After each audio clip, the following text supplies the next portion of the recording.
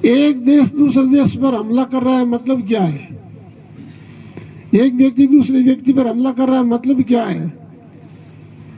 शिक्षा है लेकिन दीक्षा नहीं है।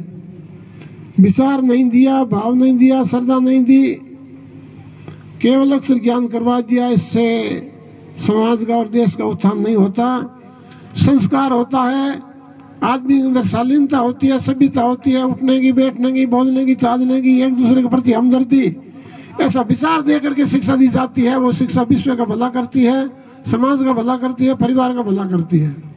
इसलिए देश को ध्यान में रखते हुए, समाज को ध्यान में रखते हुए, परिवार को ध्यान में रखते हुए, घर को ध्यान में रखते हुए, स्वयं को ध्यान में रखते हुए, सभी के अंदर विचारधारा, सात्विक विचारधारा, सहनशीलता, रहन सहन, कारण क्रिया, आचार विचार दे करके शिक्षित करो, ताकि वो शिक्षा आगे जा करके देश का भला कर सके।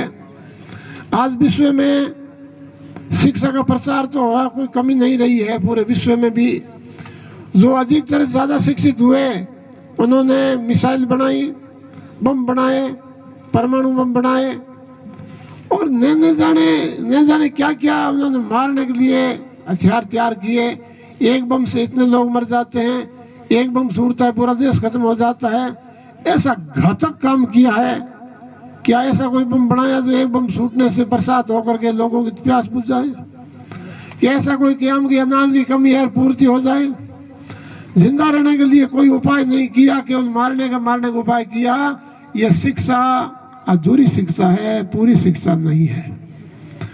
अधूरी शिक्षा क्यों है? कि शिक्षा के साथ में संस्कार नहीं है तो बेटा बाप की बात नहीं मानता, भाई भाई की नहीं मानता, पट करके चले जाते हैं, गुरुओं की बात नहीं मानते।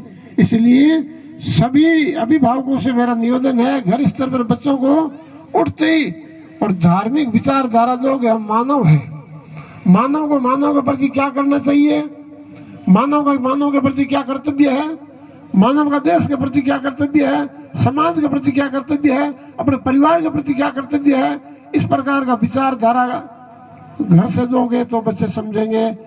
पूर्व वक्ता कह रहे थे कि बच्ची भाग जाती है,